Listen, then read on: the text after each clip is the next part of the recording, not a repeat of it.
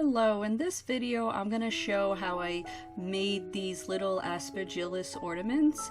We had a little dinner get together and it was only going to be a few people, so I figured why not make these as favors for everyone.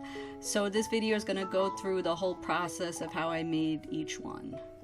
I start off with a Patricia Rose press mold and I do all of them in the same step. So I made all my wire armatures and then I pressed all of them into the clay at the same time. Then I started removing the excess clay, smoothed it a little bit, and then I'm posing them. So these could be like little forest creatures as well, but they're supposed to be little Aspergillus mold fungi little girls. So I started with green clay. So actually at the beginning there was only supposed to be about under 10 people, so I figured I'll just do 10, I'll sell the rest. But then it turned into 11, then 12. So my original 10 I actually had to make more. So this color clay actually has the initial 10, and then I ended up making 14 in total, but I ran out of this color clay, so I had to mix some more.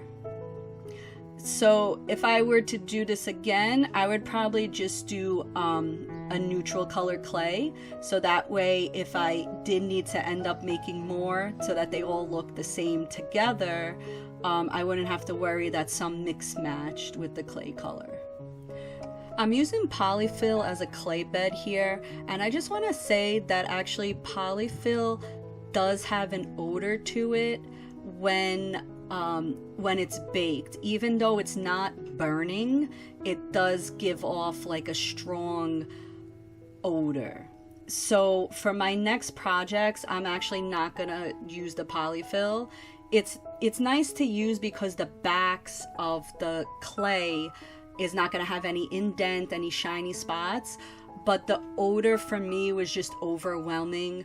So subsequent bakes, I did not use the polyfill, and going forward, I won't use the polyfill. So here now, I'm going to sculpt each one individually, starting with the hair. So the hair is supposed to be the phyllids, the body is supposed to be the hyphae, but again, they could just be like little tree spirits or anything like that. So here's all of them. So another mistake or maybe thing that I would have did differently is at this point I turned to the epoxy clay because I thought I had more time than I actually did to make these little favors. So with the polymer clay, it was easy to time myself. When I needed it hardened to go to the next step, I just baked it. So here is a 2-part epoxy clay, and it didn't take too much longer. It hardened in a few hours, and then I could have went on to the next step, but I was running out of time, so I would have just skipped that step.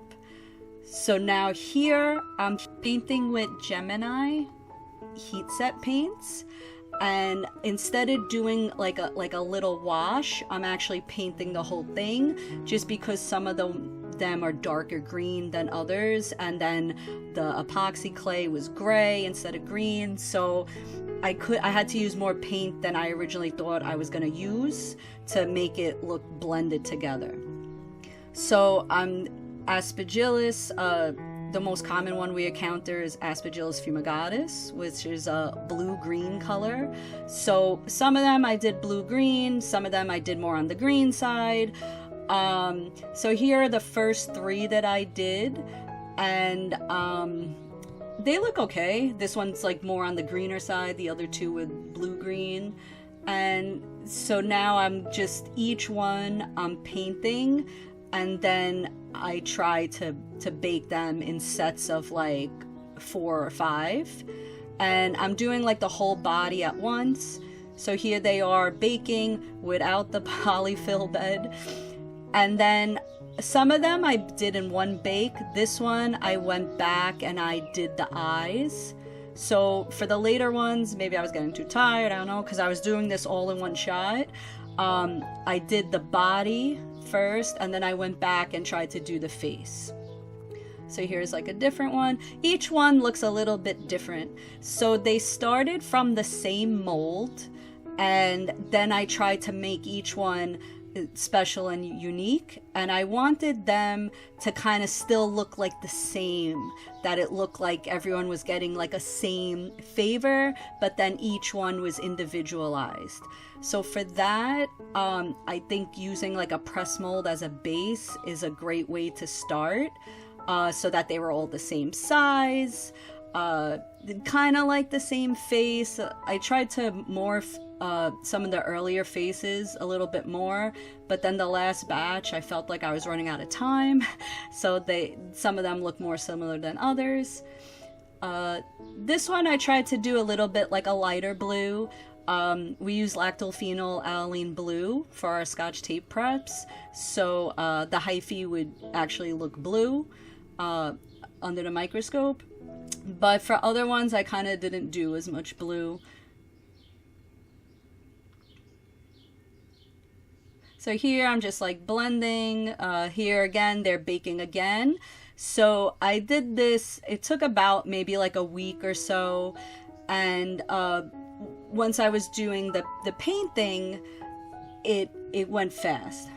So now here, again for Aspergillus, they have the little round balls are known as the Conidia, and they're on the tips of the phyllids. So here I'm just trying to glue some together. So the gray ones are made from the Apoxie clay, and I'm using Gorilla Super Glue to kind of glue them in place. And here's kind of like how they look right now. I ran out of all the Conidia that I made, so subsequent ones, the last 5 or so, I had to make with polymer clay, and so I thought, why not let me use green clay.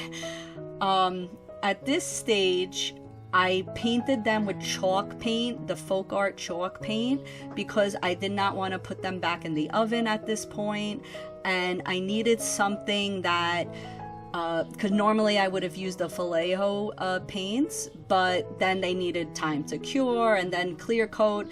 So supposedly with the chalk paints, you don't really have to worry about priming and top coating. They're made really like for furniture, things like that. So for here, I took a chance, and they don't have any primer and they're not going to have any top coat.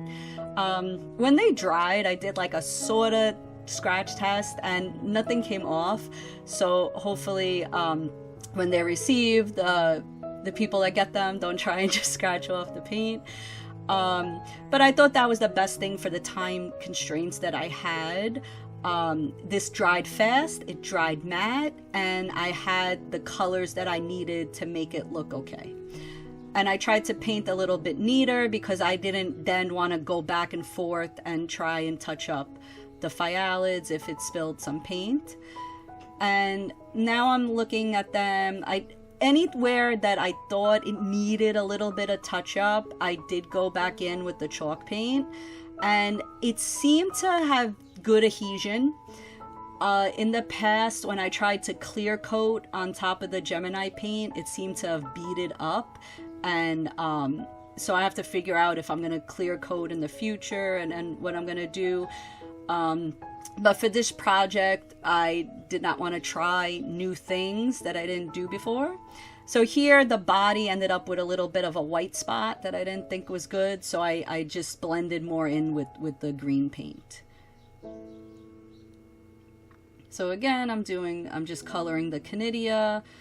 There was a lot of them. I did 14 in total. 12 of them were used for the party.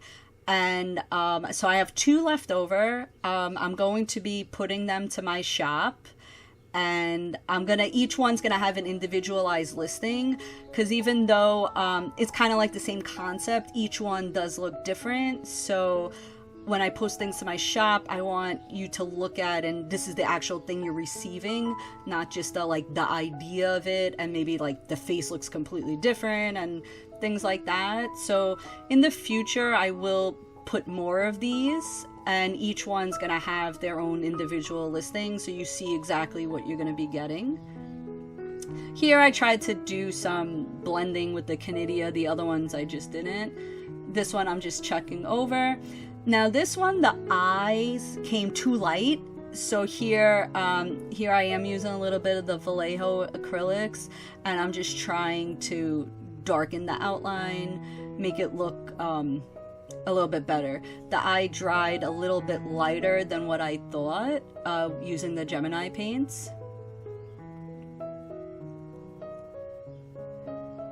I think everyone actually liked the little Aspergillus girls that they got. It was a nice little thing. I think if the party was larger, like say like if it was like 40, 50 people, I don't think with the time that I had, I wouldn't have been able to do these, but I figured that it was a smaller gathering. I thought it would look nice. So here, these now Conidia are made out of the polymer clay. I baked them in the oven, and these I am not painting. They're just staying that green color. And I think it's okay that being that they're all the same color, it doesn't exactly match to the rest of the figure, but I thought it was okay. This one, the face looked a little bit off to me, so here I'm just trying to, with paint, smoothing it over a little bit, because I wanted each one to still look good. I didn't want like someone to receive one and be like, oh, what is this? So now here they are all put together. These are the 14, and they were randomly put in boxes in front of everyone's place setting. So I didn't pick and choose like, oh, this one's better, this one's not. A friend of mine actually finished the presentation by putting bows on the box. So now here they all are again. At this point, it was about like 10, 11 o'clock at night. We had work the next day, and so I didn't really take good pictures and video of each one individually, but here's each one showcasing a little bit. I really am happy with all of them, how they came out, and it was really nice. Each one looks unique, I think. Each one's painted a little bit differently, posed a little bit differently. So each one is truly one of a kind, even though it started out with a press mold. And I just like it for like the consistency of the size. And I think each one looks very pretty. And that I used the heat set paint. It was good that the paint stayed, so I don't have to worry about that part chipping. The ones that I used the chalk paint, I think they'll be okay. And as far as like the super glue, I tried to glue them, the Conidia, to places that had at least like 2 or 3 little areas to hug onto. So hopefully none of them get dislodged. But in real life, you know, the Conidia are very fragile, so they easily get dislodged for them phthalates. So it's like a real life thing, right? This one, each one, I mean, there are little imperfections, but it looks handmade.